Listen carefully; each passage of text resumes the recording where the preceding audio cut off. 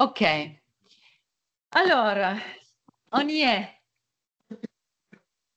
Jean-François Bourdron, on est ravi de te retrouver ici aujourd'hui, Jean-François.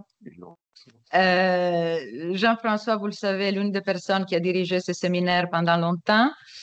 Il a aussi dirigé un autre séminaire, le métaséminaire avec Aneno, ici présente. Il est professeur émérite en sciences du langage de l'Université de Limoges.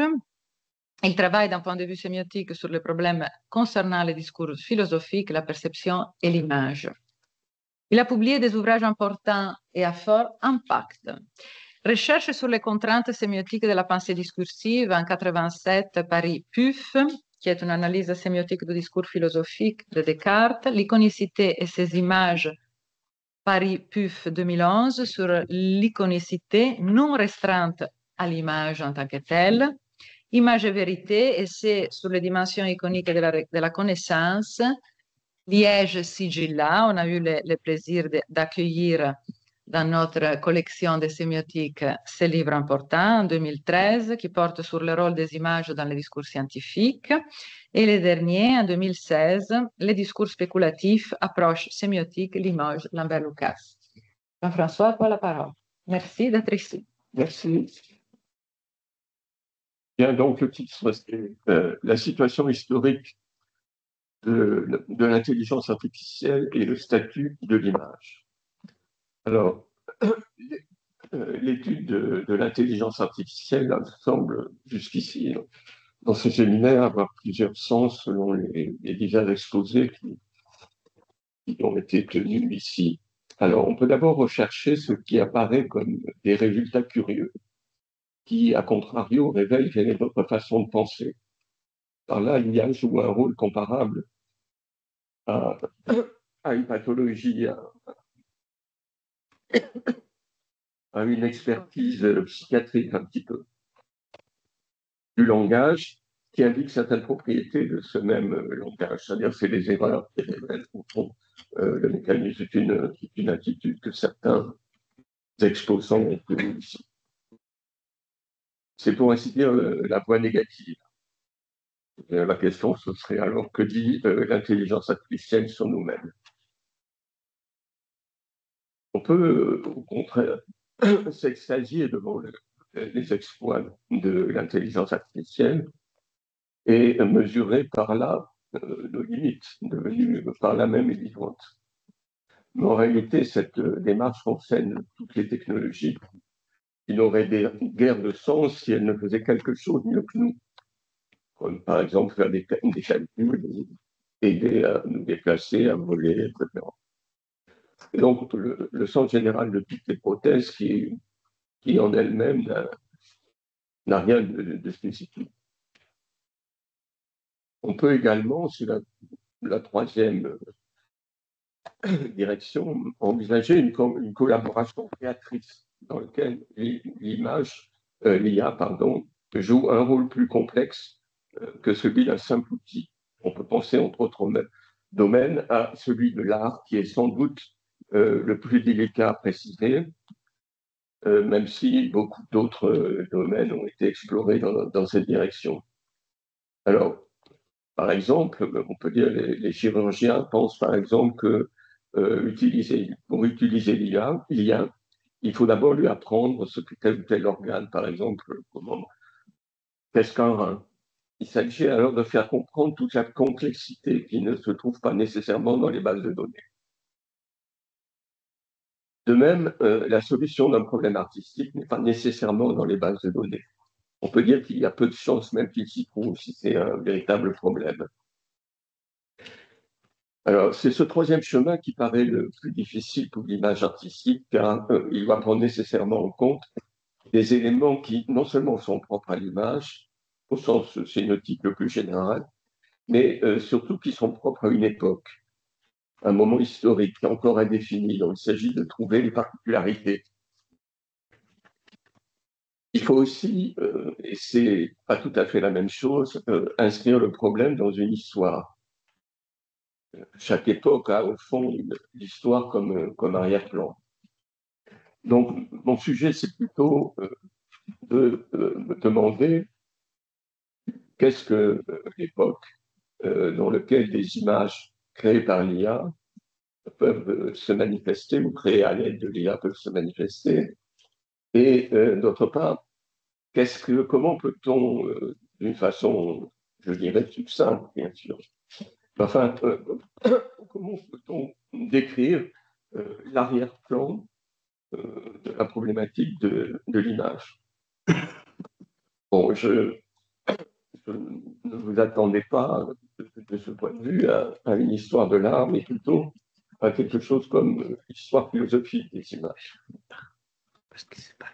Alors, on peut dire que chaque période de la pensée de l'image fait valoir une qualité singulière qui est comme son centre de gravité, sa facture. Il ne s'agit pas de problème d'école, mais plutôt d'une compréhension particulière de ce qu'est l'image, compréhension qui justifie le fait de faire des images et même en un certain sens les rend légitimes. On peut comprendre l'histoire comme une suite de singularités qui à chaque fois met en avant une propriété, une pratique considérée comme fondamentale. À la question qu'est-ce qui justifie l'image, chaque moment de l'histoire doit apporter une réponse qui peut être par exemple la beauté, mais aussi le témoignage, la prière, un rituel, etc. Donc l'histoire n'est pas une simple suite de périodes, mais en quelque sorte un anachronisme permanent. L'histoire est toujours plus ou moins anachronique en même temps qu'elle produit des singularités. C'est pourquoi le présent historique est une notion aussi trompeuse, comme l'a montré Althusser, par exemple.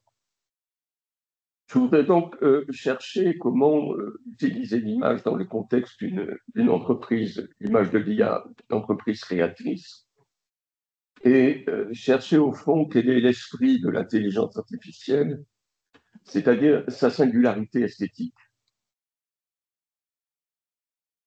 Selon George Collingwood, chaque moment historique est l'expression d'une pensée particulière, et en ce sens, la réponse à une question qui lui est propre. On ne comprend pas une œuvre si on ne recherche pas la question à laquelle elle cherche à répondre. S'il existe, je cite Collingwood, s'il existait un problème permanent, P, on pourrait se demander qu'est-ce que Kant ou Leibniz ou Berkeley pensent de P. Et si l'on pouvait répondre à une telle question, on pourrait le poursuivre en demandant est-ce que Kant ou Leibniz ou Berkeley qui avaient raison dans ce qu'ils pensaient de P. Mais ce qui est alors considéré comme un problème permanent est en fait un certain nombre de problèmes transitoires dont les particularités individuelles sont estampées par la myopie historique de quelqu'un qui les considère sous le même nom. La même question se pose pour l'image. Est-ce toujours la même chose que ce mot désigne à toutes les périodes et en toutes les langues? Il va de soi que la question est trop vaste pour être traitée dans son ensemble, mais rien n'interdit de regarder ce qu'on peut appeler une image et se demander quelle différence cela fait-il avec ce qui l'a précédé.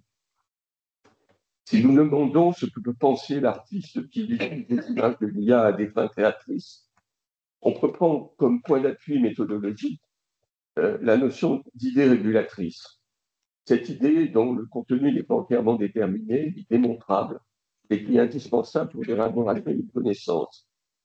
Vous savez tous que c'est une notion introduite en particulier par Kant, bien sûr. Le meilleur exemple de celui-ci est la finalité en biologie.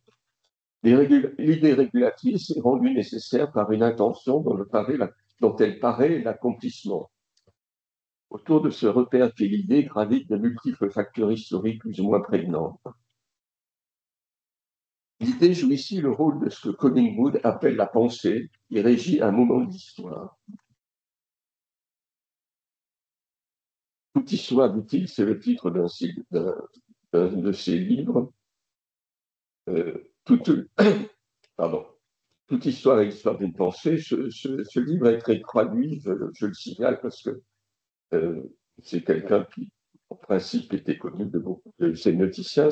C'était traduit par Guy Le Gaucher, qui a travaillé avec Hamas assez longtemps, que vous connaissez bien. Alors, cette pensée, qu'est-ce que c'est? C'est ce que Foucault appelle une épistémée en réalité. En d'autres termes, on pourrait dire que le sens n'apparaît que dans ce contexte qui le rend possible. Mais la notion de contexte propos. Il nous faut plutôt rechercher, au sens de Collingwood, une pensée historique, une idée, une prégnance fondamentale. Je mélange ces notions de pensée, d'idée, de prégnance, d'idée régulatrice. Le terme d'idée est sans doute le meilleur pour nommer ce que je recherche. Mais dans la mesure où, dans le champ esthétique, les idées sont nécessairement indéterminées, non conceptualisables, comme l'est la beauté elle-même, le terme de prégnance est sans doute préférable. Je cherche donc quelle pourrait être l'idée ou la prégnance qui pourrait inspirer l'art issu de l'intelligence artificielle. À quelle question, à quelle question répond l'image au cours de l'histoire? Nous verrons que le statut de la définition de l'image a changé. Maintenant, je vais partir d'une question au fond anthropologique. L'opposition entre la nature et la culture a été promue par Lévi-Strauss comme la catégorie fondamentale qui organise les sociétés humaines et leur mythologie. On remarquera que les anthologies proposées par Philippe Descola enrichissent la question mais ne la suppriment pas. La catégorie fondamentale demeure. Dans tous les cas, par exemple l'anémisme, le totémisme, etc., la catégorie est présupposée. On peut même dire que chacune de ces anthologies est une mise en scène particulière de l'opposition en question. Pour être clair, je dirais que l'opposition de la nature et la culture est une variation, en réalité une variation historique aussi, sur le thème très général qui, d'une certaine façon, qui oppose toujours quelque chose comme le même et ce qui est autre, tel qu'il peut recevoir des interprétations infinies. Les termes de nature et de culture sont des interprétations. Une interprétation est même historique d'une forme que l'on peut supposer universelle. On rapproche souvent les Lévi-Strauss de Rousseau, par exemple, dans ce contexte. Dans notre monde supposé naturaliste, la catégorie demande aussi un critère par lequel la différence peut être reconnue. La science est en général ce critère. Elle se tourne vers la nature dans laquelle elle découle des lois qui sont le plus souvent d'ordre mathématique.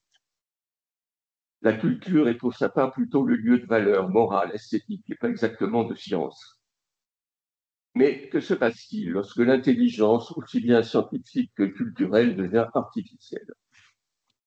Prenons un exemple, le plus simple que celui de l'intelligence. Que faire d'une fleur artificielle? On ne peut la mettre dans un champ ou même un jardin. La nature la refuse. On ne peut que difficilement en faire un usage culturel. On n'offre pas des fleurs artificielles. La seule solution est de les mettre, comme cela est fréquent, sur une tombe, lieu par excellence où la nature et la culture fusionnent et finissent par se confondre. L'artificiel est ainsi le lieu où la catégorie nature-culture se dissout, ou tout au moins se complique. L'artificiel joue le rôle d'un trickster, d'un décepteur, personnage qui, dans les mythologies, a pour rôle de complexifier les valeurs en inversant les balances. Si nous remontons cette même observation non plus à la fleur, mais à l'intelligence, que se passe-t-il? Supposons un programme expert en matière médicale. Peut-on l'exclure comme tel à l'Académie des sciences?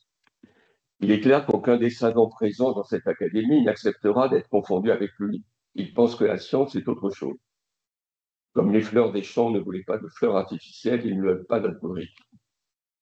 Si maintenant on propose ce programme expert à un médecin dans un cabinet, il le trouvera sans doute commode, efficace, mais manquant de cette qualité humaine faite de considération pour la singularité de chaque malade et de l'empathie minimale pour la souffrance. Le médecin pense que la médecine est un art et non l'application d'une procédure. L'IA se situe ainsi sur un point critique entre la nature, objet de science, et la culture plutôt confiée à l'âme. Ce point critique est aussi le lieu d'une tombe. Cet homme, c'est celle de l'homme au sens que la Renaissance a donné à ce terme en fondant l'humanisme. L'homme de Vitruve. Peut-être si tu peux montrer l'homme de Vitruve.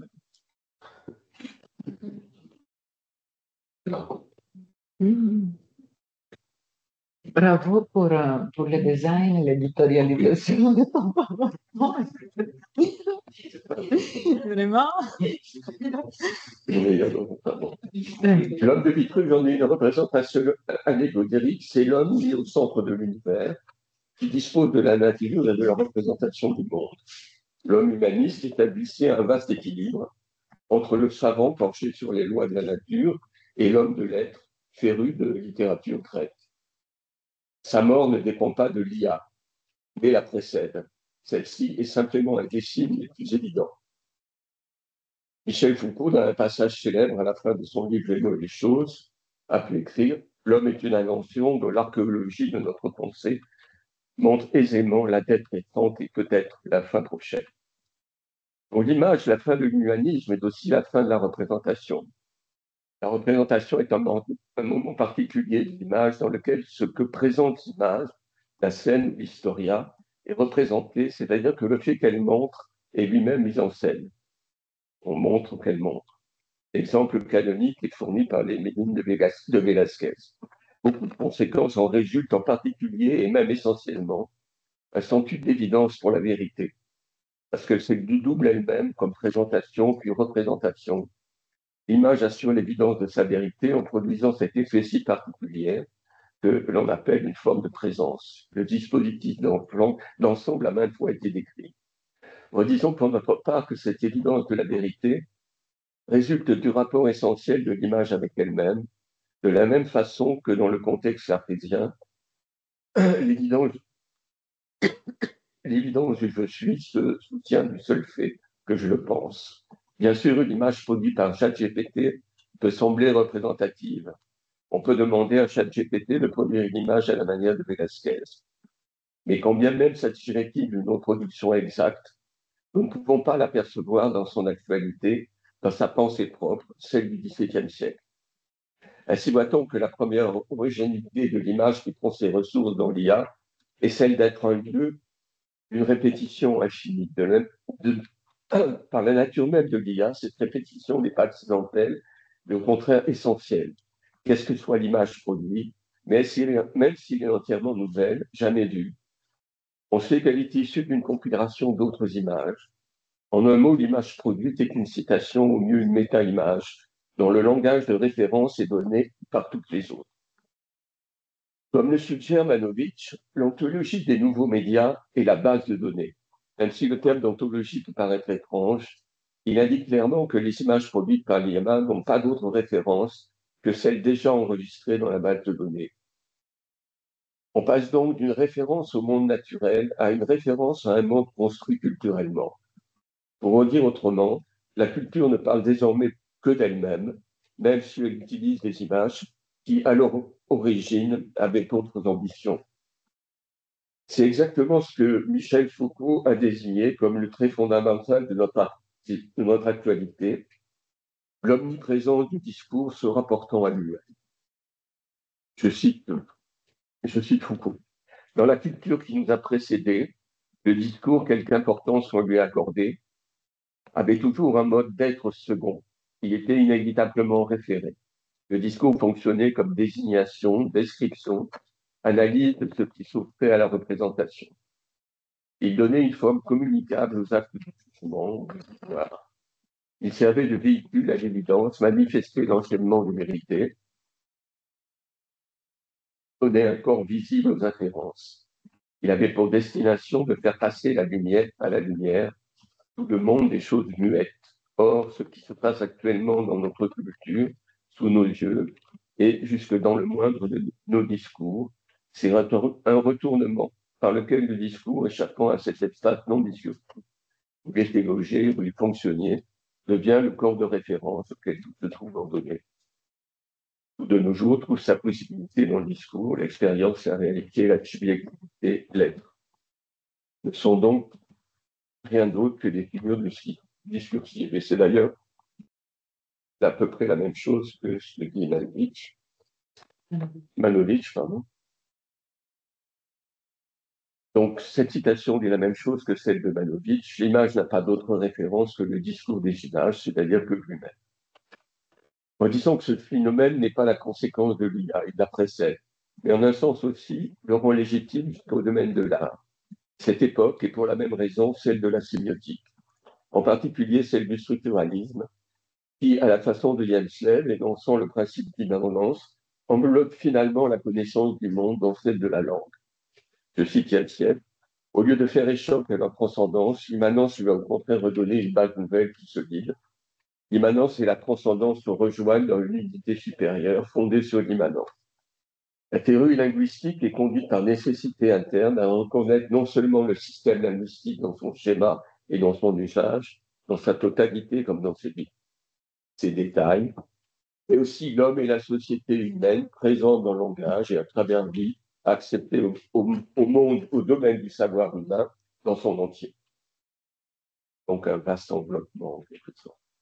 Ainsi, la transcendance du monde se trouve comme absorbée dans l'immanence du langage, de même que la transcendance des images, ce qu'elles étaient censées représenter, se trouve grâce à l'IA absorbée dans l'immanence de la base de données. Elon Musk a pu dire la seule façon de compléter les données du monde réel est d'utiliser des données synthétiques créées par les IA. Donc les mondes ne suffisent plus pour remplir les bases de données. L'IA enrichit donc elle-même ces données en se passant du monde, un peu comme le baron de Munchausen se soulevait de son cheval en se tirant par les cheveux. C'est une opération miraculeuse.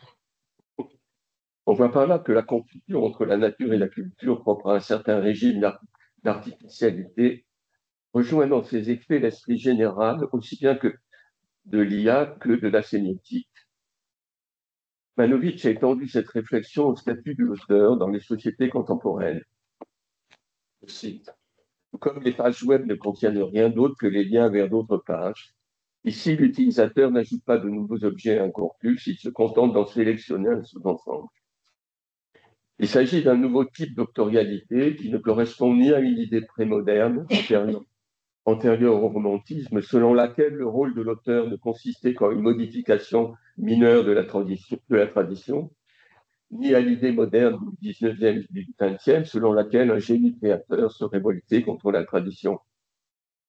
Il correspond parfaitement, en revanche, à la logique des sociétés industrielles et post-industrielles, où toute action pratique comporte un choix dans un menu, un catalogue ou une base de données. En fait, comme je l'ai déjà indiqué, les nouveaux médias sont la meilleure expression que l'on puisse trouver de la logique de l'identité dans une société, à savoir le choix de valeurs d'un certain nombre de menus prédéfinis. On pourrait ajouter à ces propos de Manovitch que les valeurs ainsi choisies par un auteur ne sont précisément des valeurs que parce qu'elles sont choisies. La circularité du choix nous dit donc que, eh bien, ce que nous trouvons bien vaut ce que nous pensons valoir, sans qu'un principe ou une doctrine extérieure vienne déterminer l'objectivité de la valeur. Ce type de circularité est omniprésent. On dira par exemple qu'est de l'art ce qui appartient au monde de l'art, sans qu'il puisse lui-même être défini. Il serait aisé de montrer qu'il s'agit là d'une sophistique généralité. Il s'agit plus de l'homme de Vitruve, mais de celui de Protagoras. On peut penser que cette conception des valeurs est en outre essentiellement analytique, en cela qu'elle accepte une division possible des données sous la forme d'unités catégorisables. Or, du point de vue du jugement esthétique, le jugement est nécessairement synthétique, en cela qu'il ajoute à la perception de l'objet l'hypothèse d'une certaine finalité subjective, qui n'est en rien connue dans l'objet au sens objectif. Or, cette finalité, bien que subjective, prétend cependant une certaine universalité. En un mot, si je dis à quelqu'un que j'ai trouvé un tableau beau, je suppose nécessairement qu'il est au moins possible qu'il en juge ainsi. La communauté esthétique est présupposée, ce qui ne veut pas dire qu'elle est établie. Qu'elle soit toujours exigée est pratiquement impossible, explique pourquoi l'essentiel des conflits sociaux sont de nature esthétique. La question qui se pose alors est de savoir comment une communauté esthétique peut-elle être présupposée sur la base de l'inventaire analytique des images. Pour cela, il faudrait que l'on puisse trouver dans les œuvres de l'IA autre chose qu'une composition de données et donc une finalité. Alors, dans le contexte d'une nouvelle octorialité, la question de l'énonciation se pose nécessairement. On peut bien sûr demander les raisons qui pourraient ou non faire accepter l'idée d'une énonciation de l'IA générative, en dehors même de l'auteur du prompt qui gouverne une demande. Notons quelques points sur l'énonciation, quelques points généralement admis. L'énonciation est en général considérée comme un phénomène intersubjectif qui engage celui qui énonce.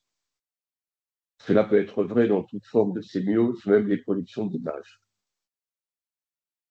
L'énonciation ne comprend pas toute sémiose, et pourrait-on dire en est un élément essentiel. De ce point de vue, si l'on amenait que l'IA produit du sens, il y a donc une sémiose et donc une énonciation. On peut noter cependant, comme l'a remarqué Jacques Fontani, qu'une sémiose peut être sans énonciation, alors qu'une énonciation implique une sémiose. À la suite de Jean Concocté, nous parlons aujourd'hui d'instances énonçantes qui se distinguent en sujet, etc., en sujet, quasi-sujet. Il faut alors demander ce que peut être un sujet dans son texte, qui n'est pas véritablement psychologique, mais plutôt grammatical. L'énonciation est intersubjective et se fait lier à une juridiction grammaticale, mais aussi strictement juridique. On peut imputer ces actes à un sujet. Ainsi, comme l'a beaucoup étudié Alain Libéra, le passage du sujet substance au sujet de droit, au sujet juridique, au sujet que l'on peut imputer, donc, est une des questions fondamentales dans l'usage du terme de sujet de nos jours. Quels sont les domaines que l'on peut considérer comme les milieux propres à la production de sémiose? Évidemment, le langage, avec ses structures grammaticales et logiques. Il faut considérer aussi la perception, qui suppose un corps en interaction avec le monde. Husserl a pu écrire que si Dieu voulait communiquer avec nous, il faudrait qu'il ait un corps. Phrase assez étrange. L'espace stationnel qui peut troisièmement, l'espace stationnel qui peut se déployer dans toutes les sémioses, mais avoir aussi son expression propre. Il me semble de ce fait qu'une instance énonçante peut être prise comme une unité simple et doit plutôt être divisée en plusieurs parties distinctes, ce qui me semble important pour ce qui concerne l'IA. La première partie est en un sens langagière, au sens où le langage porte avec lui une organisation, je l'ai dit, grammaticale et logique. Dans le vocabulaire classique, on pourrait dire qu'il s'agit là, au fond, de l'entendement, compris comme la faculté porteuse de règles. Dans ce contexte, il faut distinguer les noms. Excusez-moi, il faut que je prenne un peu d'eau parce que...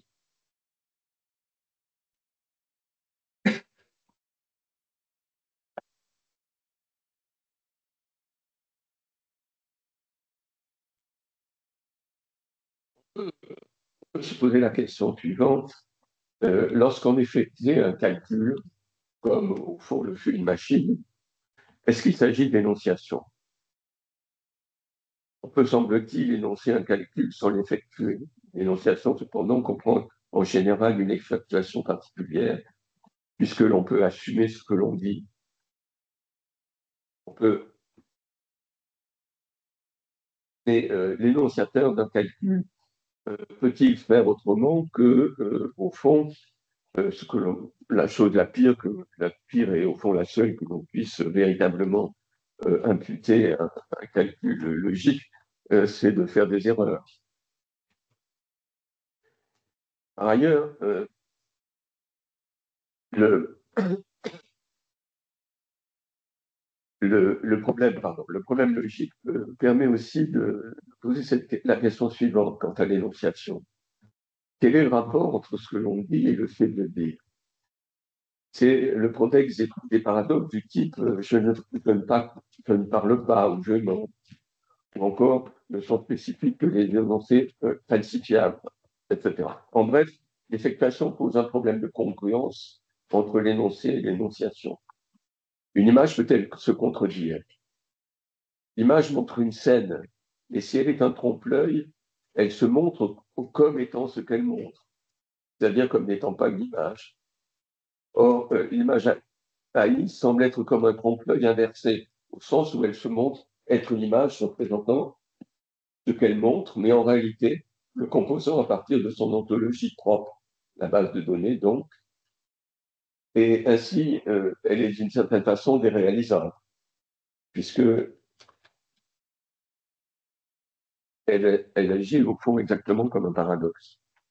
La seconde partie comprend la perception de toutes les natures, impliquant un corps difficile à définir du point de vue sémiotique. Les signaux sensibles concernent la constitution du monde comme ensemble de signifiants possibles. C'est entre autres et en particulier le lieu où se construit l'iconicité, qui est propre aux signifiants sensibles.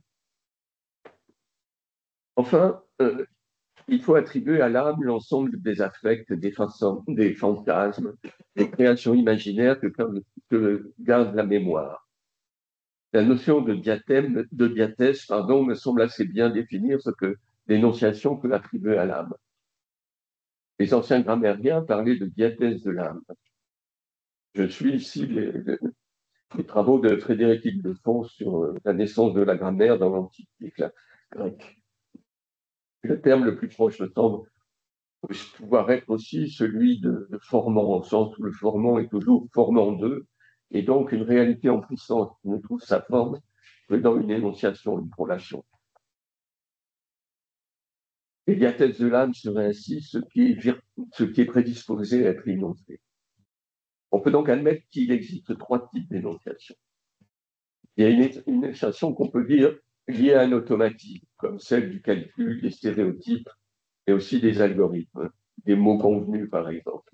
Il y a beaucoup de choses dans le langage qui, d'une certaine façon, fonctionnent tout seuls sans que on puisse rien reprocher finalement au sujet qui énonce. Il y a ensuite la constitution d'une science qui est liée au corps percevant et qui se perçoit lui-même. Enfin, il y a les possibilités de l'âme. Il paraît possible de penser que l'IA, au moins jusqu'ici, ne possède ni corps ni âme, et pour cette raison n'est concernée que par l'énonciation de raison, d'entendement, à la façon d'un être humain suivant le paradigme de l'addition, du syllogisme, ou une machine qui exécute un programme. Pour saluer le problème, je vais essayer très rapidement un inventaire des fins historiquement présupposées en matière d'image, plus spécialement dans le contexte de l'art et de la philosophie de l'image. Donc maintenant, je passe un peu à autre chose, c'est-à-dire, enfin, autre chose, c'est la suite de la même chose. Je vais essayer de situer un moment à partir des réflexions galliennes, etc. Et puis ensuite, essayer de voir comment on peut insérer l'intelligence artificielle et sa production d'images dans le contexte d'une sémiotique avec ses exigences d'énonciation. Et maintenant, je vais aller carrément au sujet, c'est-à-dire, au fond, quelle est la beauté que l'on peut attendre d'un algorithme? Il y a quelque chose qui semble d'une certaine façon assez évident, c'est que même si ce qui pourrait être la beauté d'un algorithme semble tout d'abord indéterminable, elle va présupposer cependant quelque chose qui ressemble au fond à ce que on appelait une sorte de communauté universelle, c'est-à-dire communauté universelle des sentiments, c'est-à-dire que au fond, on ne peut pas faire autrement que ces algorithmes soient là et qu'ils soient l'objet de jugements esthétiques. Alors, pour arriver à ce que serait l'éventuelle beauté des algorithmes, je me réfère de nouveau à l'idée de méthode, à la méthode que j'ai définie tout à l'heure, à savoir les images ont une prégnance, sont construites en fonction d'une certaine prégnance, et que cette prégnance est variable dans l'histoire, sans vouloir dire pour autant qu'elles ne peuvent pas durer, comme on le verra tout au long de l'histoire. C'est-à-dire, elles peuvent s'effacer, elles peuvent renaître, elles ont un moment d'émergence et elles ont des moments de répétition. La notion de prégnance me sert donc à définir ce qui est essentiellement indéterminé, mais peut-être considéré comme la raison d'un désir, d'une volonté, d'un mouvement créateur. En ce sens, le désir lui-même, en lui-même, n'a pas d'objet. Il a plutôt un destinataire vers lequel il se dirige. Alors, fondamentalement, on peut dire que si on interroge les textes les plus connus, même les plus intéressants, etc., il y a quelque chose qui ressort, c'est que c'est une sorte d'évidence, mais il y a une prégnance fondamentale qui sert d'archétype à toutes les pensées sur l'image, qu'elle sert du point de vue d'une mythologie ou qu'elle sert simplement du point de vue spéculatif, par exemple, à Magloire. C'est la question de la lumière, qui est très loin d'être, qui est un problème, bien entendu, physique, mais qui est aussi un problème sémiotique fondamental, qui va se retrouver à chaque fois et qu'on va essayer de parcourir. Alors, on peut sans trop de simplification faire un bref inventaire donc, de ce qui est peut-être l'évolution des prégnances qui gouvernent l'image. Il ne faut pas chercher donc ici une histoire de l'art, mais c'est juste un point de repère dans l'histoire philosophique de l'image qui peut être développé beaucoup plus que je vais le faire. Alors, l'image est d'abord, on pourrait dire, un signe d'existence. C'est un signe d'existence primitivement, c'est-à-dire que la première prégnance des images, c'est de montrer qu'on existe. C'est une empreinte en ce sens. On voit, par exemple, voilà. Les mains sur les murs des cavernes, par exemple, ou encore le reflet sur l'eau du visage de Narcisse, etc. On peut dire que l'existence est la prégnance fondamentale, quelque chose exige, quelque chose existe qu'une image doit rendre visible pour que cela soit éprouvé. Le sentiment d'existence est une prégnance indéterminée. En cela, il ne peut être déduit analytiquement d'une image. C'est donc en fait ce que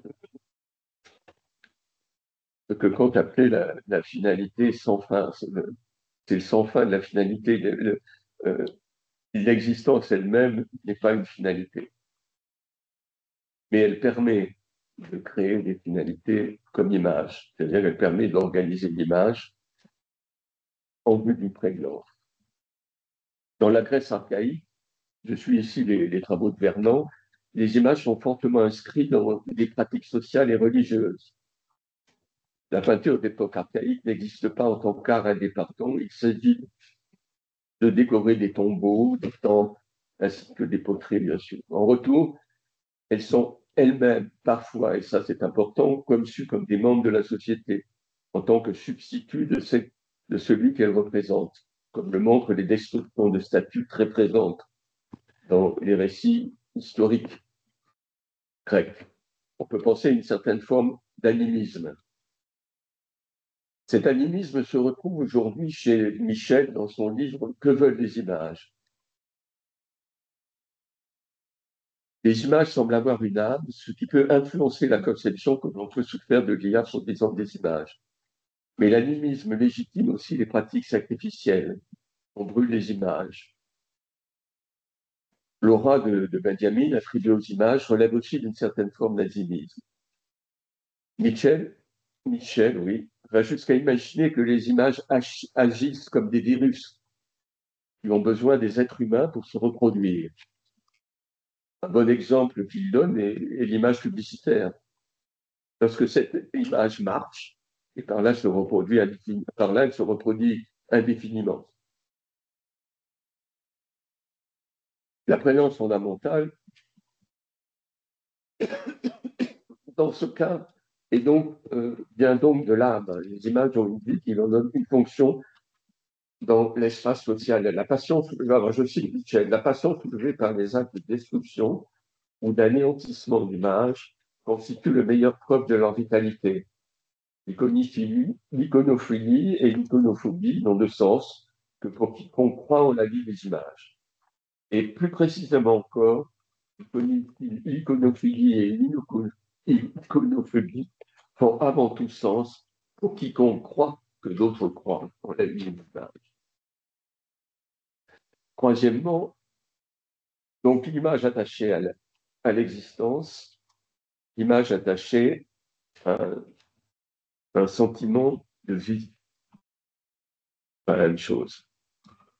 Le troisième point, c'est le plus connu et c'est sans doute peut-être le plus difficile à comprendre dans le cas de l'intelligence artificielle, c'est l'image mimétique, l'image du monde figuratif. Dans la visée mimétique, le réel est la prégnance fondamentale qui gouverne l'interprétation. Il y a, comme c'est bien connu, une dialectique complexe entre l'être et l'image. Dans la République, Platon critique l'image des peintres qui se tient loin de l'essence des choses, c'est-à-dire de leurs idées.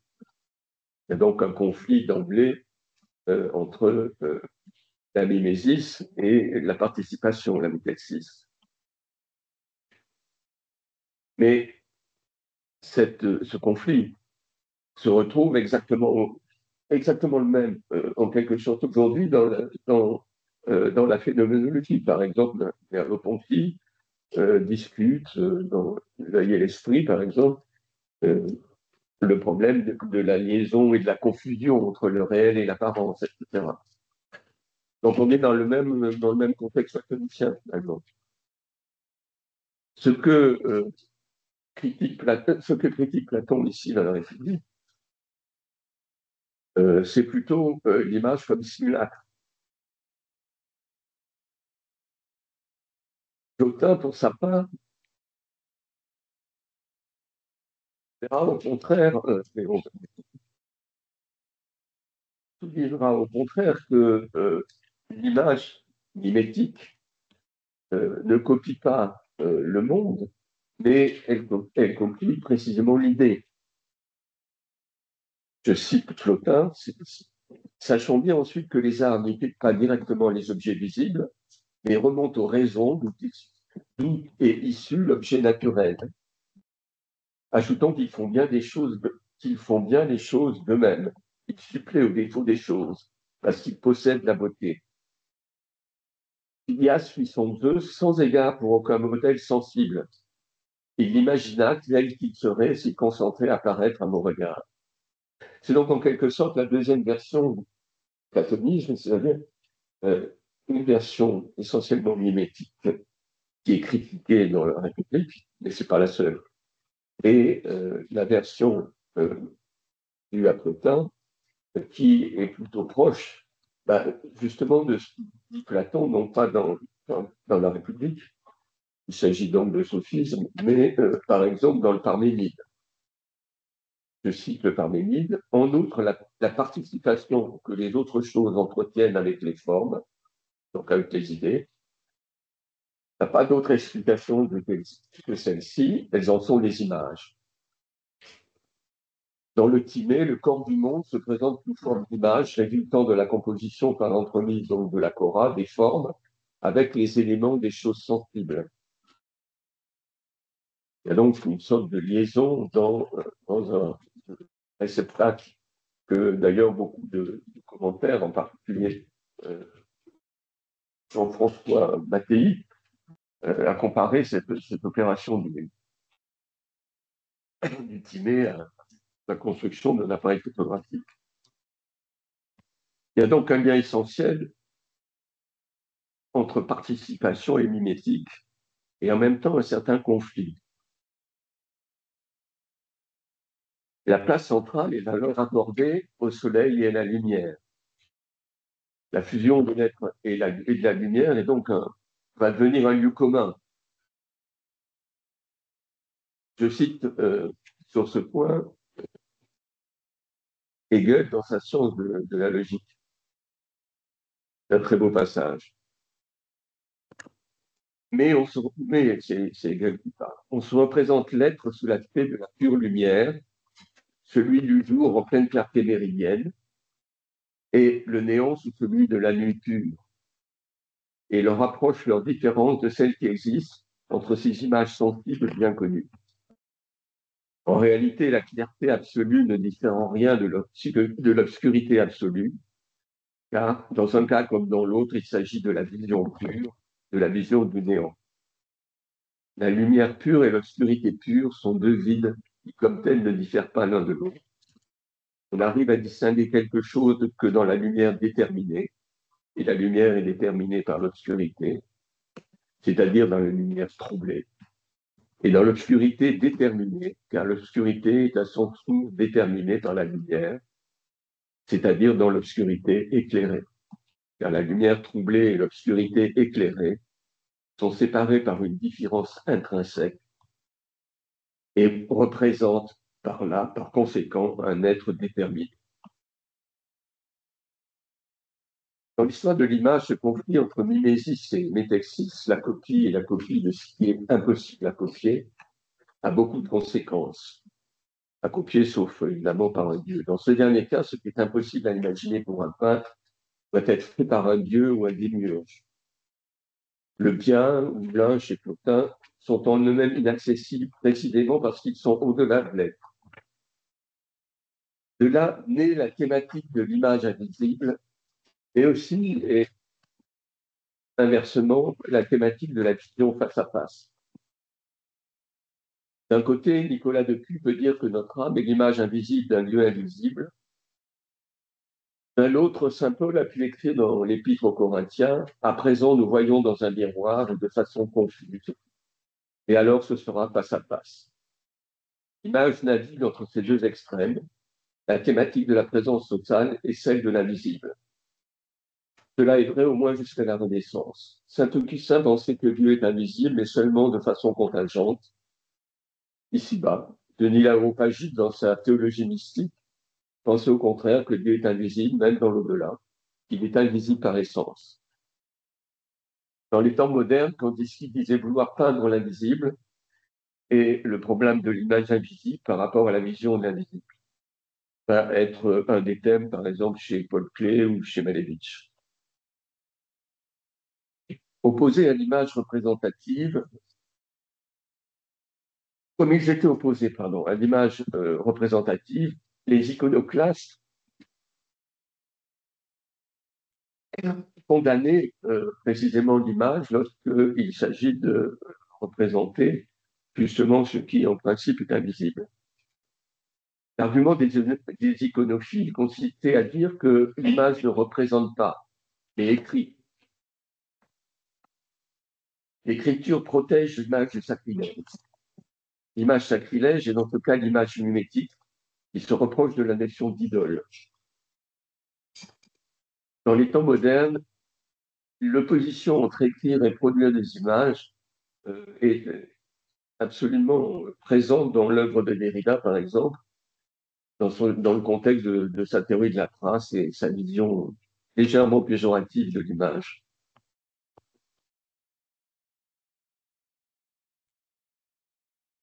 La période suivante, que je voudrais résumer relativement vite, c'est ce qui naît à la Renaissance, c'est-à-dire l'image aussi bien classique, baroque, etc., dans la suite de Brunelleschi en particulier, mais beaucoup d'autres choses, l'image du théâtre, en quelque sorte, l'image représentation, on la voit émerger petit à petit dans l'histoire. Par exemple, si vous avez vu l'exposition sur Cimabue, on voit bien que petit à petit, la représentation émerge pardon, du fond d'or, etc. C'est très beau à voir. L'image devient en quelque sorte un cosmos, mais le cosmos devient subjectif, c'est la naissance du point de vue, et le rapport d'un sujet fini à la perspective finie, etc. Ce qui me paraît ici fondamental, c'est que quelque chose apparaît qui n'était pas présent avant, c'est l'idée d'une différence constitutive qui rend l'image possible. Pour qu'elle soit possible, prise en ce sens, il faut précisément que ce qui est vu et ce qui voit ne développe pas, bien sûr, ici on pourrait le faire. Vous connaissez tous l'expérience de C'est quelqu'un qui... Pardon.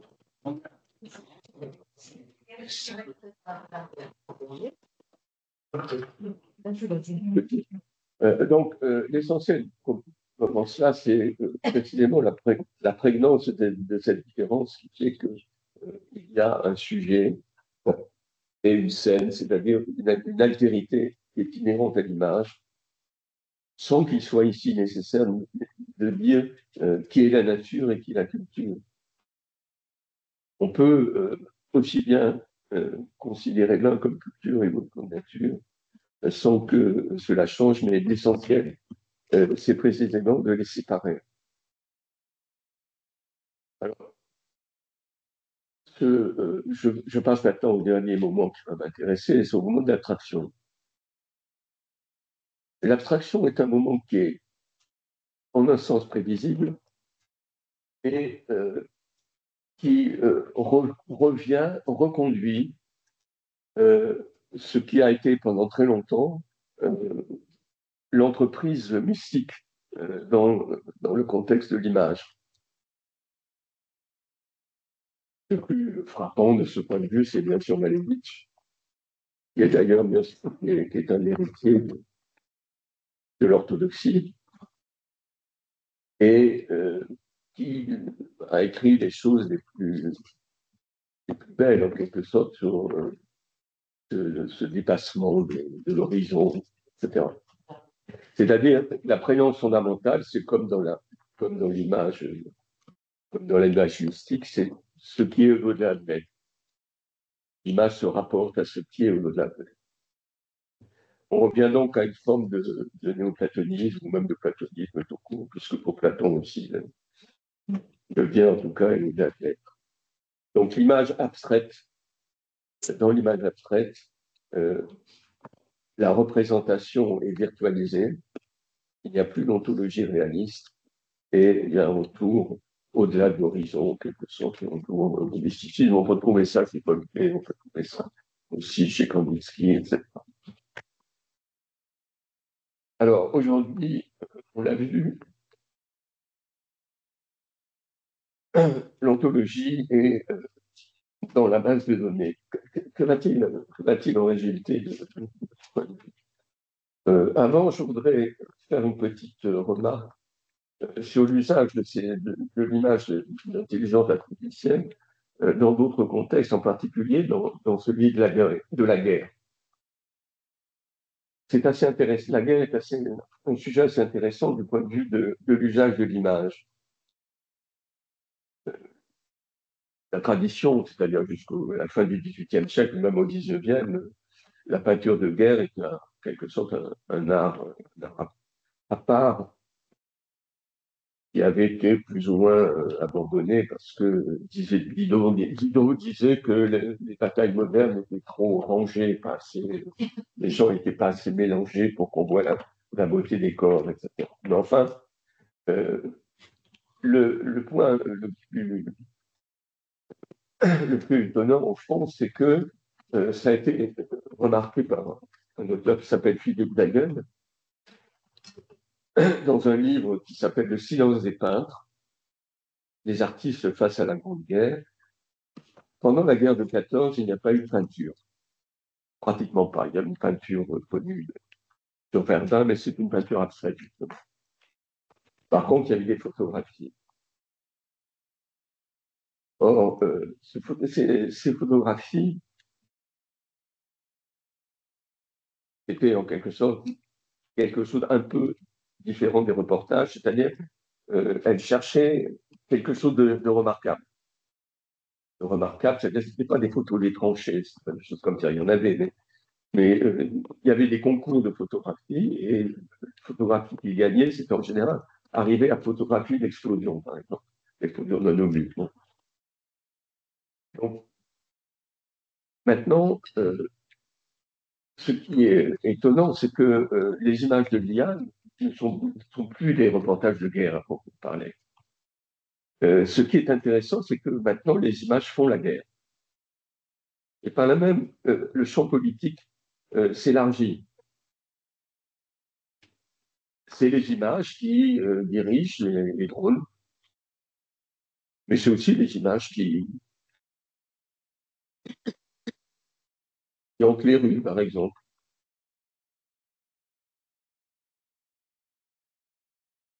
Et ainsi,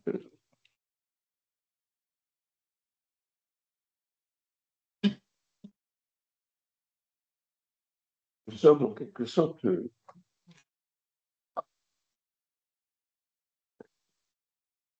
nous sommes en quelque sorte poursuivis par un ensemble d'images spectres. Alors, si, si l'image prennent leur ontologie les images IA prennent leur ontologie dans la base de données, qu'en résulte-t-il?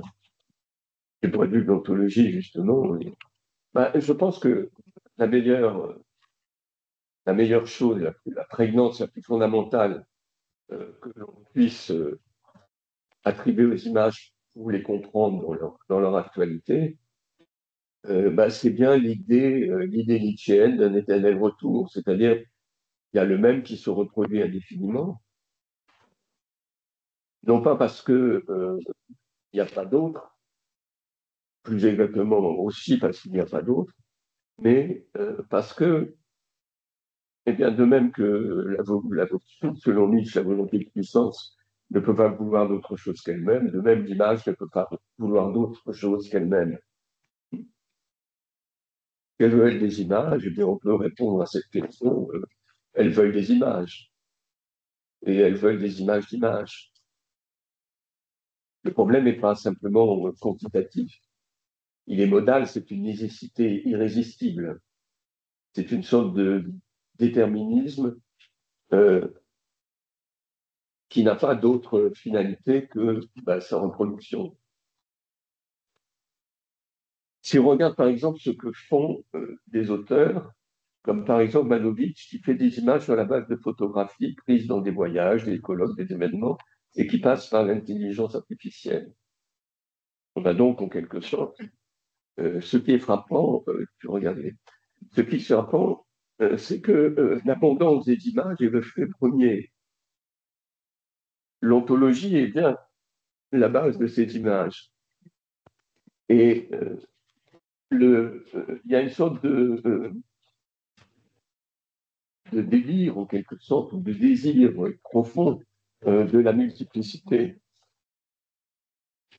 C'est-à-dire l'éternel retour ici est manifeste. Il est inscrit en quelque sorte dans l'image.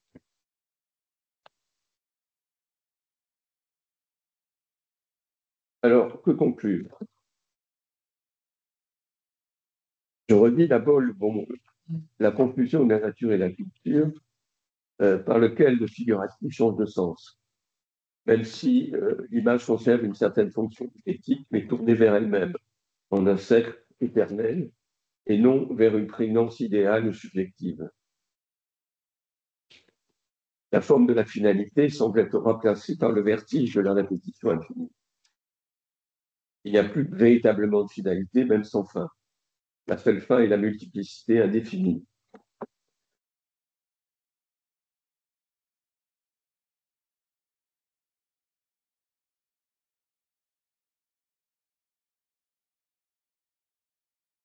Autrement dit, pour répondre à la question de Shell, que veulent les images, eh bien, les images veulent des images.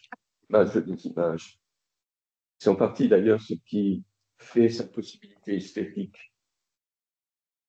Il y a une tradition dans l'esthétique de l'accumulation, mais qui n'est pas du même genre, mais il y en a actuellement qui sont des artistes qui font ça, qui sont relativement très intéressants.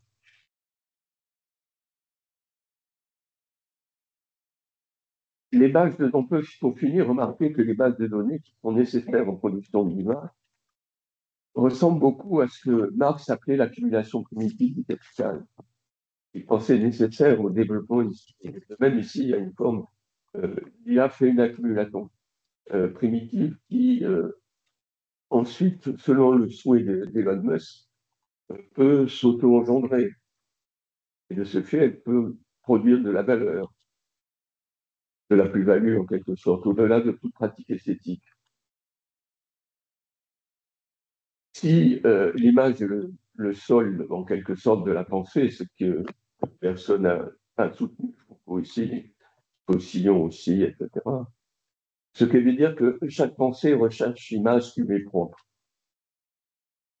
Notre problème, c'est donc à quelle pensée correspondent les images de l'IA et quelle pensée vont-elles satisfaire.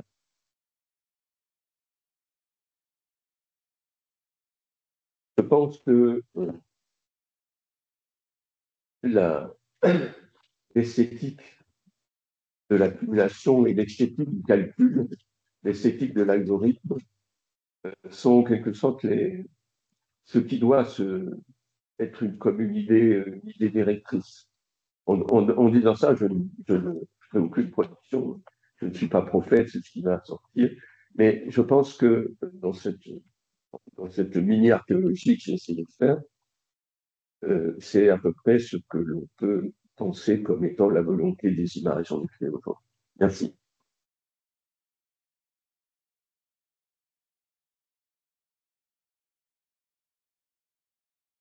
Merci beaucoup, Jean-François. Je prenais note jusqu'au dernier souffle.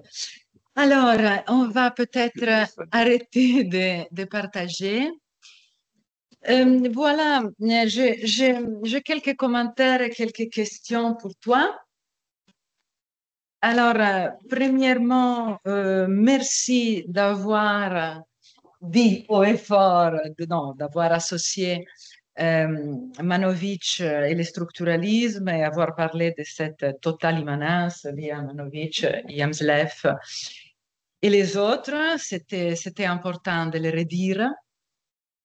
Un des premiers qui ont compris que le problème des bases de données, des big data, justement, c'était un problème qui aurait dû intéresser les immanentistes. Ça a été Dario Compagno, que vous avez entendu l'année dernière ici, et qui a aussi écrit dans notre numéro sur l'intelligence artificielle dont je vous ai parlé tout à l'heure. Tu as parlé aussi, au sein de cette totale immanence, des menus prédéfinis. Et je me pose la question, tu parles un peu comme si toute image produite par l'intelligence artificielle générative était déjà prévisible. Comme si... Non, pas prévisible, elle est là. Mais prévisible au sens où c'est la répétition d'autres images. Vous l'avez dit. Elles sont déjà là en quelque sorte. C'est Manovitch, très bonne idée qu'on passe à un supermarché. Vous rentrez dans votre supermarché. À moi supérieur, par exemple. Bon, c'est quand même la prévisibilité. Oui, oui, c'est quand même la prévisibilité, Jean-François. Et justement, je voudrais t'interroger sur la valeur de l'aléatoire dans la production, dans la génération d'images, parce que tu sais qu'on ne peut pas reproduire deux fois la même image, même en répétant les mêmes prompts 2000 fois. Donc, c'est à cause de cet aléatoire. Et je te pose une question un peu provocatoire, un peu provocatrice. Est-ce que l'aléatoire c'est le seul moyen pour relancer le processus de renouvellement de l'image au sein de l'IA générative. Tu as parlé, bien sûr, ça c'est donc la première question, l'aléatoire, dans cette accumulation et répétition. La deuxième question, c'est plutôt sur les instances énonciatives. Il me semble de comprendre que tu restes attaché, mais je peux me tromper à l'énonciateur, hein, celui qui, tu l'as dit, celui qui propose le prompt. Je pense, peut-être c'était un filigrane dans ton travail, je pense qu'il faut inclure d'autres, multiplier les instances, un peu à la tour, et faire rentrer justement non seulement la multiplicité des instances, mais aussi les différentes modulations de présence de ces instances.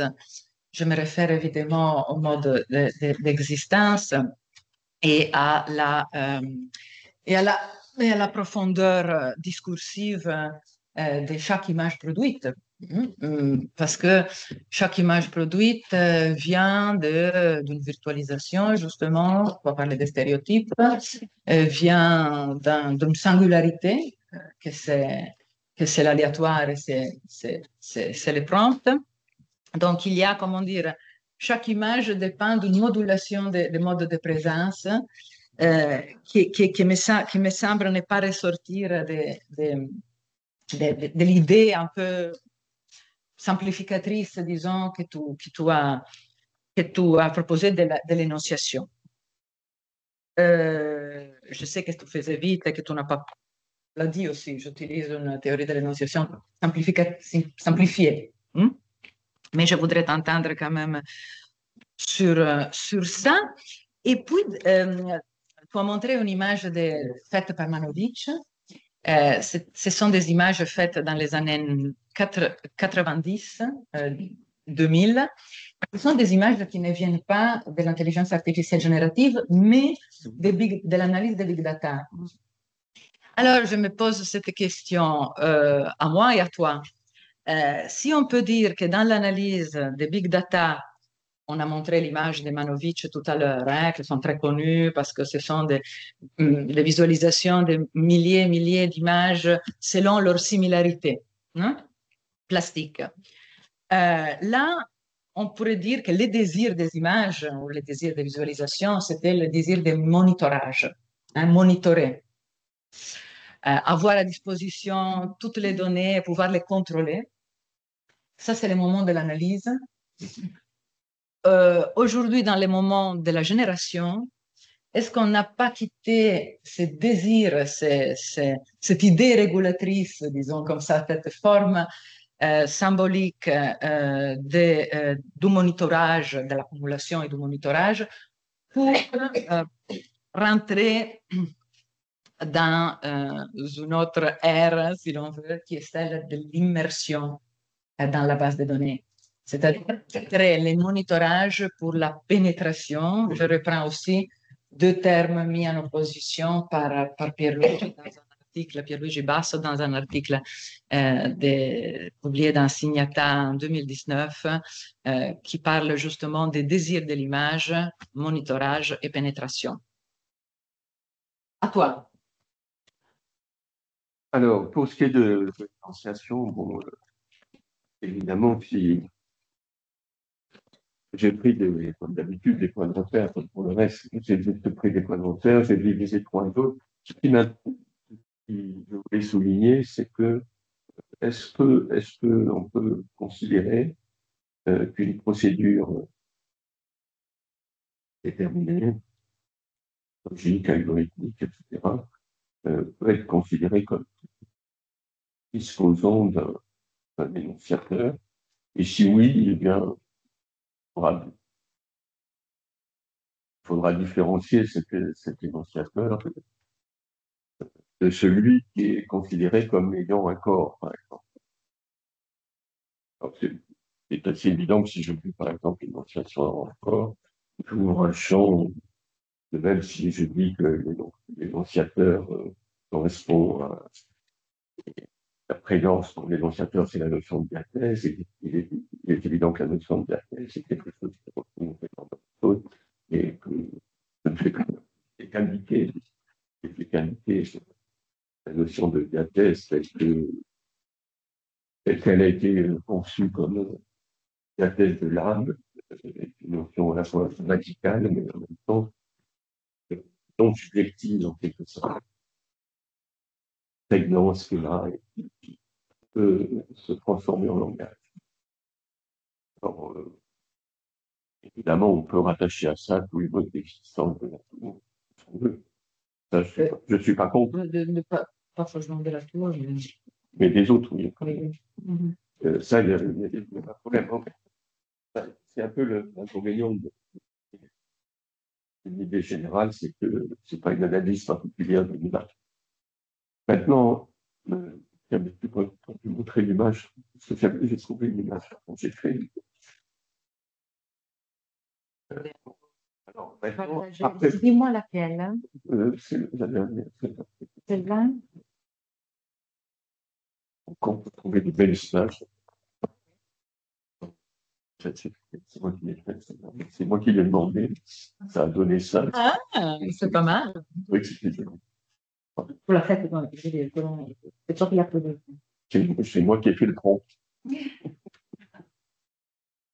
Vraiment pas mal. Hein. C'est pas mal. Bon, alors, non, mais comme quoi, je n'ai pas de. Encore une fois, ce que je cherche, c'est pas tellement. Je cherche l'esthétique qui pourrait y correspondre. C'est tout. Je ne prétends pas avoir été plus loin. Hein.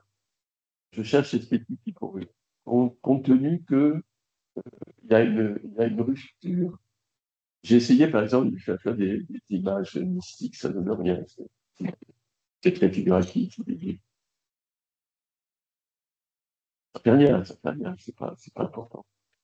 Peut-être on peut le faire. Mais ce que l'on voit, c'est que l'arrière-plan historique permet de subodorer ce que pourrait être une esthétique propre. Je dis bien subodorer parce que je suis ni un artiste des images, malheureusement, et je sais qu'il va y avoir une exposition, par exemple, l'exposition que j'ai vue sur les images faites avec assez mauvais. Maintenant, peut-être va y en avoir des très bonnes bientôt. Donc, ce que je veux dire, je ne porte pas un jugement sur la qualité ou la non-qualité. C'est un instrument, c'est même un peu plus un instrument. Donc, alors, après, évidemment, il y a un changement dans la façon de l'utiliser. Probablement que les images sont données, les musiques sont plus. Sont d'une époque peut-être. Non, tout simplement, c'est qu'il faut dire que ici, cette accumulation est une accumulation analysée. Tandis qu'il ne faut pas. Oui, c'est la même chose. C'est toujours Là, c'est des photos, on voit que c'est des oui, mais c'est pour dire que c'est toujours Manovic années 2000.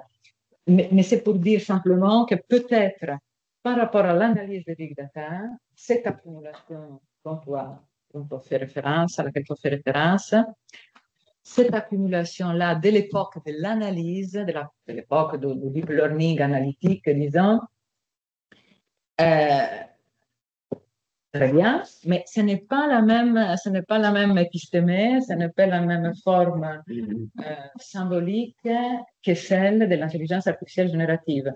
C'est pour ça que je te parlais de faites une proposition, on passe de la forme symbolique du monitorage à la forme symbolique de la pénétration. Parce qu'on y est dedans, je veux dire, aujourd'hui, c'est nous qu'on agit sur la base des données qui produit, donc nous sommes des agents à l'intérieur pouvant englober dans cette... Oui, c'est ce qu'avait dit aussi. Oui.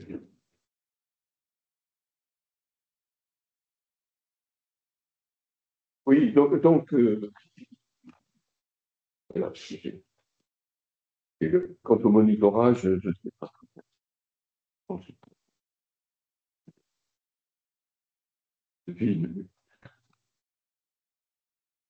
C'est pouvoir avoir tout devant soi, tout déployer devant soi. Ça découle de la question de l'épistémé, de la base de données, de la forme symbolique. Il l'appelle forme symbolique, Mandici. Forme symbolique. Il l'oppose aussi à la forme symbolique du récit. Mais un récit va il oppose le récit, ce qui est curieux d'ailleurs. C'est curieux parce que bon, le récit, c'est comme ça, quand il dit, c'est tout à fait un algorithme. Oui, juste un commentaire, une question finale. J'ai eu l'impression que tu faisais cette sorte d'analogie de la prégnance des images, comme si tu faisais presque ton parcours de signification qui va du moment indiciel au moment symbolique. J'ai presque cette impression de l'image comme métrage, l'image mimétique, l'image comme un langage autonome. Et donc, ma question, c'est, quand tu disais à la fin, quelle serait la prégnance du moment de la prégnance de l'image de l'intelligence artificielle? Est-ce que ça ne serait pas le simulacre, tout simplement, la récursivité chère à Denis? C'est un bel retour. Oui. C'est-à-dire que à notre époque, l'image a même un statut assez. J'ai cité tout à l'heure personne, je crois. Bon, il y a un conflit. Je pense que, au fond, toute philosophie repose sur une image et que donc l'image est quelque chose de véritablement constituant d'une pensée. Et ceux qui pensent au contraire que l'image, c'est ce qui statue la pensée dans quelque chose de. En fait, on retrouve le même problème que celui des iconoclastes et des iconophiles.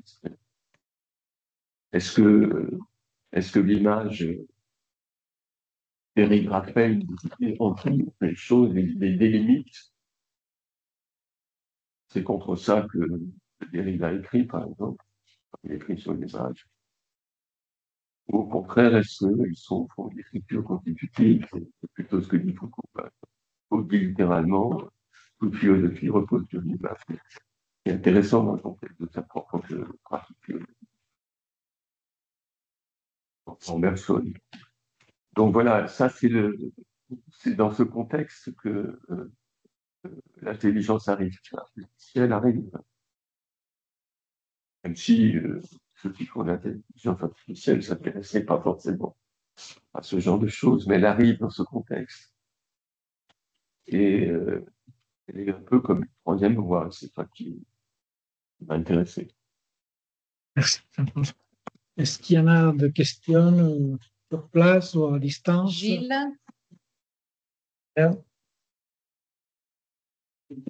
Jean Petitot à distance. Je peux poser une question?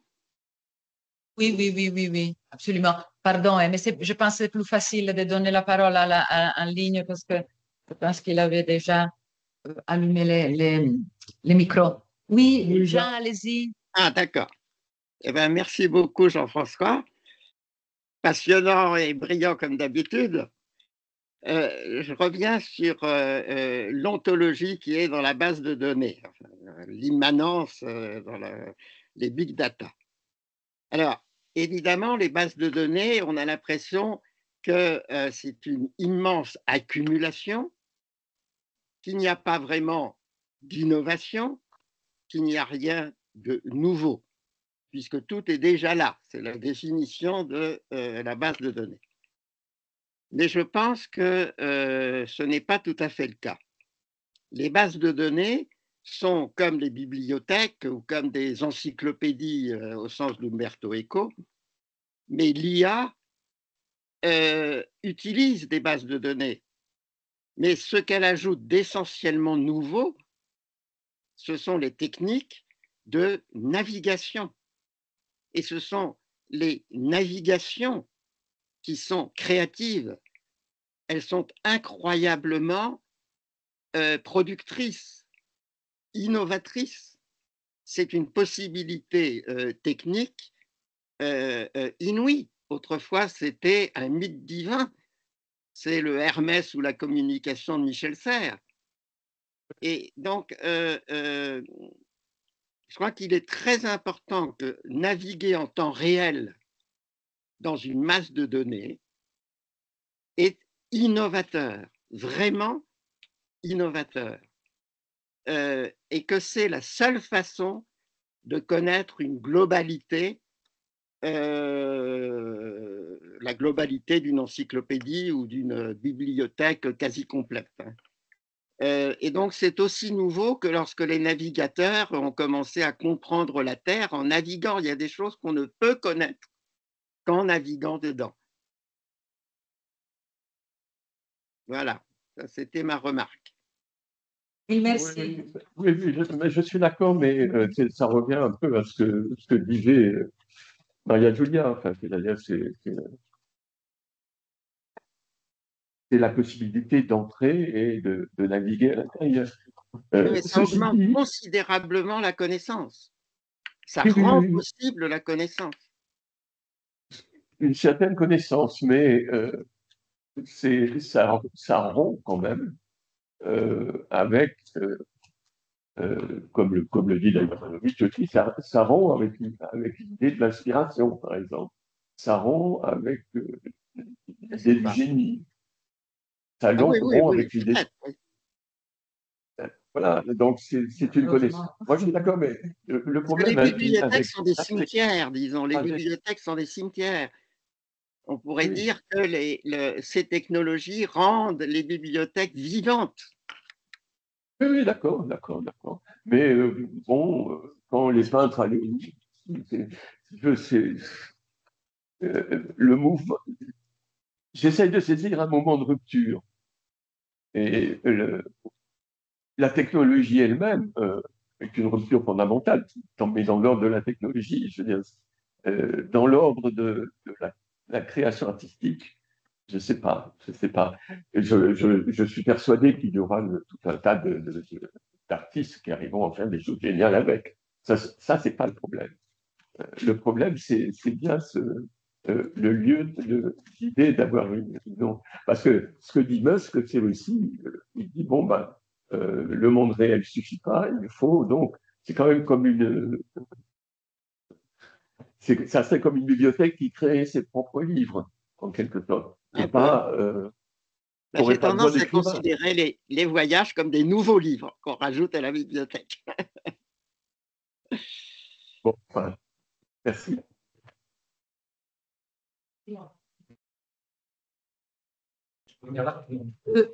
On vous visualise.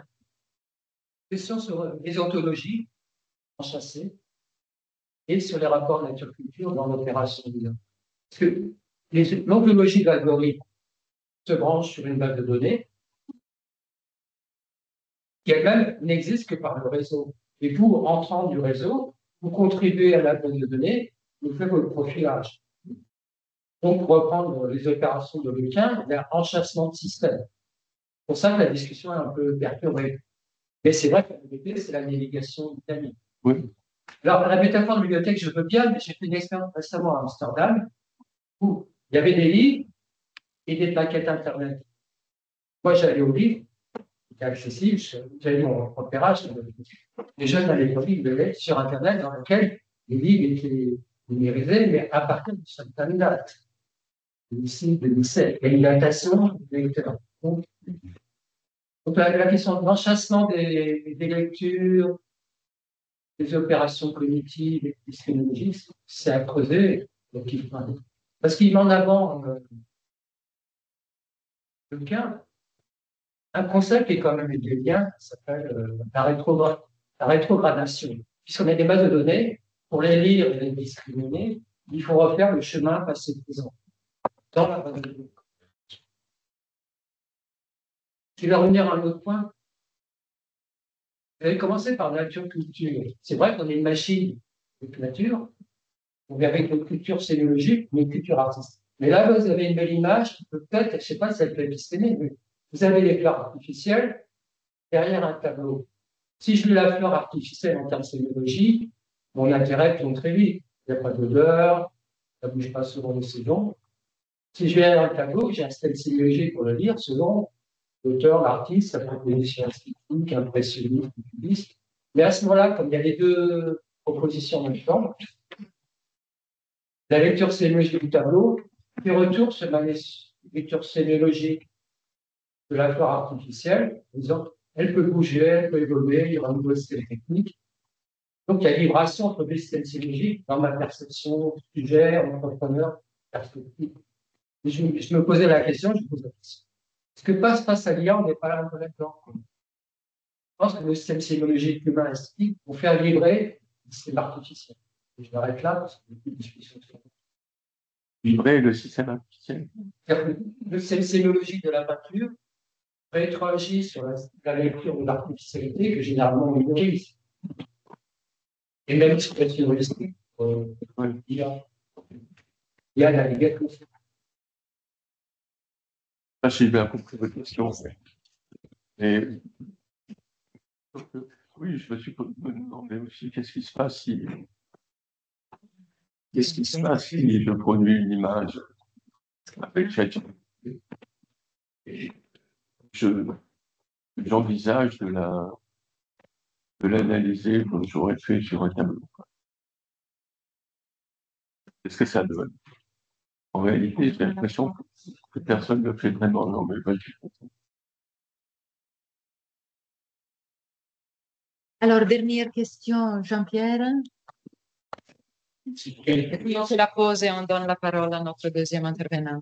Quelques questions que ton exposé peut poser. D'abord, le calcul, l'algorithme et l'énonciation. Oui. En fin de compte, le calcul de l'algorithme, c'est même l'énonciateur. Si on définit l'énonciation par la prise en charge d'activité par un l'énonciateur tend à disparaître. Et c'est pour ça que je peux confier à la machine. Donc, il y a l'énonciation dans le calcul, dans l'algorithme, dans l'énonciateur, tend à disparaître. On pourrait dire il y a un énonciateur, celui qui a conçu l'algorithme, mais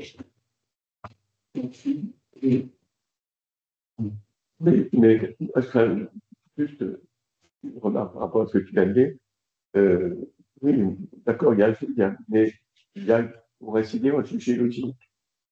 Et ce sujet logique n'est pas seulement dans les algorithmes, il est en nous aussi. C'est-à-dire et c'est pour ça que c'est pas tout à fait ici.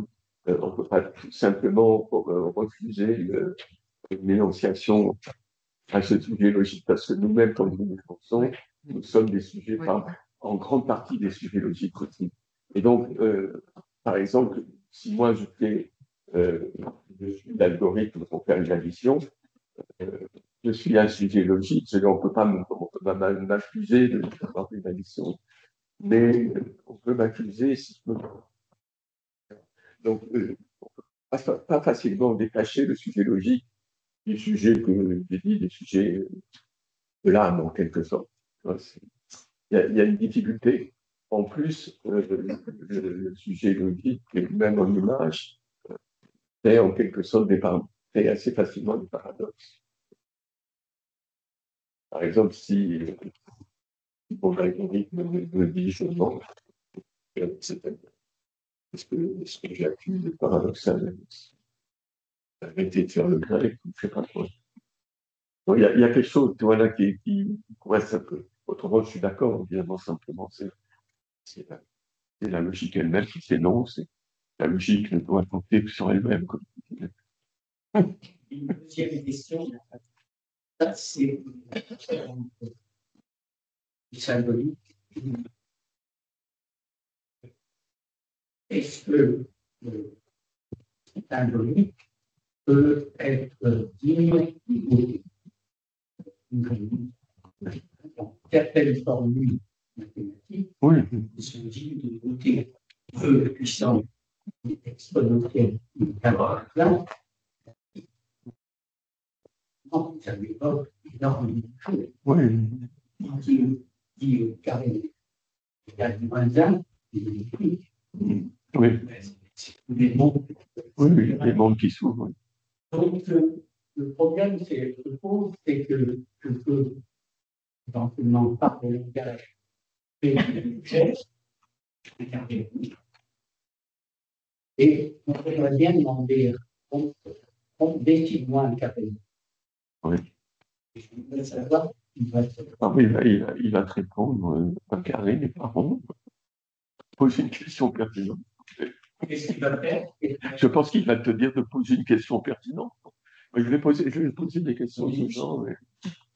Mais est-ce que je vais demander une image du néant, par exemple. Je vais poser des bêtises. Non, mais justement, la créativité, à un moment donné, va consister exactement à partir de quelquefois juger un objet et je le rends possible dans certains contextes. D'accord. Mais ça, je ne sais pas s'il peut faire ça. Par exemple, la somme des angles est égale à la somme à moins 180 degrés. C'est impossible en géométrie euclidienne. Et donc, dans ma base de données, j'ai tous des cours de géométrie euclidienne. Elle va décide-moi est-ce que je peux avoir un comprendre en termes de temps et d'intervalle la créativité consiste justement à dire mais je peux imaginer si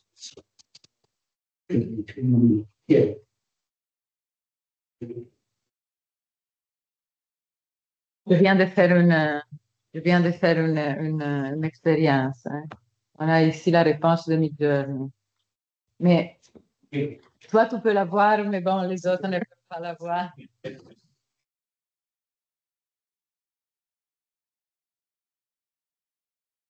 Je peux vous la